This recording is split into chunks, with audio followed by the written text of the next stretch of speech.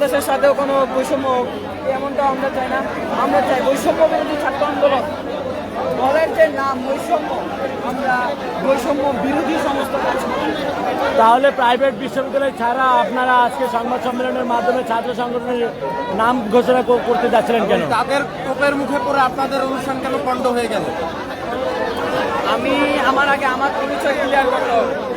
আমি মোহাম্মদ হক, বৈষম্য বিরোধী ছাত্র আন্দোলন ঢাকা মহানগরের যুগ্ম আহ্বায়ক। আমার এখানে যে বিষয়টি, যে কমিটি আজকে আসার কথা, সে কমিটি কিন্তু আমরা এখনো দেখিনি।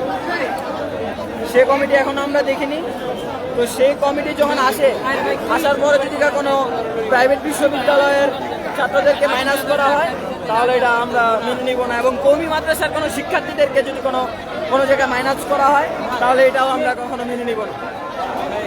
আমরা চাই বৈষম্য বিরোধী ছাত্র আন্দোলনের কেন্দ্রীয় কমিটি থেকে নিয়ে শুরু করে বৈষম্য বিরোধী ছাত্র আন্দোলনের স্পষ্ট করে জানতে চাই এখানে মূলত কি হচ্ছে নাকি? এখানে হচ্ছে আজকে বৈষম্য বিরোধী ছাত্র আন্দোলনের কেন্দ্রীয় কমিটি বর্ধিত করার বা নতুন কমিটি ঘোষণা করার দিন। তো এই কমিটিতে আমরা শুনতে পেয়েছি এবং প্রাইভেট ইউনিভার্সিটির শিক্ষার্থীদের যে আমরা স্লোগান দিচ্ছি, তারা বলছে তাদের সাথে নাকি বৈষম্য হয়েছে। যদি তাদের সাথে বৈষম্য হয়, তাহলে আমরা এই কমিটি মেনে নিব না, স্পষ্ট কথা। এবং কওমি মাদ্রাসার শিক্ষার্থীদের সাথে যদি কোনো বৈষম্য হয়, তাহলে সেটাও আমরা মেনে নেব না। আর সর্বশেষ এই কথাগুলো যে আমি বলেছি, এটার ভিত্তি হচ্ছে আমি মোহাম্মদ হক, বৈষম্য বিরোধী ছাত্র আন্দোলন ঢাকা মহানগরের যুগ্ম আহ্বায়ক।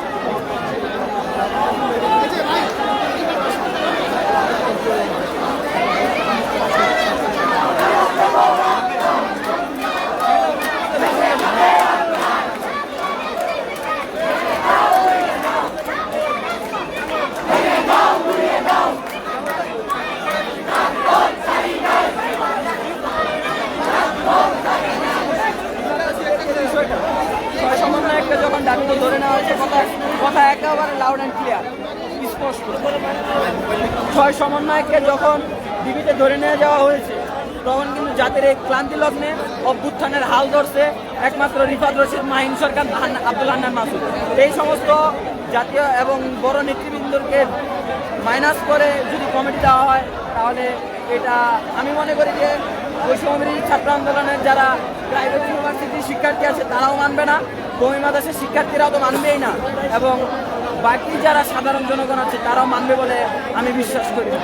এই সমন্বয়হীনতাটা কেন হলো আপনাদের? সমন্বয়হীনতাটা কেন হলো, এটা আসলে আমি এই বিষয়ে অবগত না। এই বিষয়ে আরও বড় যারা নেতৃবৃন্দ আছে তারাও অবগত। এবং আমরা যেটা দেখছি বর্তমানে, আপনারা লাইভে যেটা দেখাচ্ছেন সাধারণ জনগণকে, বৈষম্য বিরোধী ছাত্র আন্দোলনে আজকে নির্ধারিত কেন্দ্রীয় কমিটি যেটা ঘোষণা হওয়ার কথা, সেই কমিটিতে আমরা শুনতে পাচ্ছি এবং দেখছি যে বৈষম্য বিরোধী ছাত্র আন্দোলনের একটি কমিটিতে প্রাইভেট ইউনিভার্সিটিকে মাইনাস করে কমিটি করা হয়েছে। যদি প্রাইভেট ইউনিভার্সিটি এবং কওমি মাদ্রাসার শিক্ষার্থীদেরকে মাইনাস করে কমিটি করা হয়, তাহলে এই কমিটি আমরা কওমি মাদ্রাসার শিক্ষার্থীরাও মানি না। আমরা নতুন করে আন্দোলন করব এবং প্রাইভেট ইউনিভার্সিটির শিক্ষার্থীরাও মানবে না বলে। পরিচয়টা বলবেন? আমার পরিচয়, আমি মোহাম্মদ হক, বৈষম্য বিরোধী ছাত্র আন্দোলন ঢাকা মহানগর কমিটির যুগ্ম আহ্বায়ক।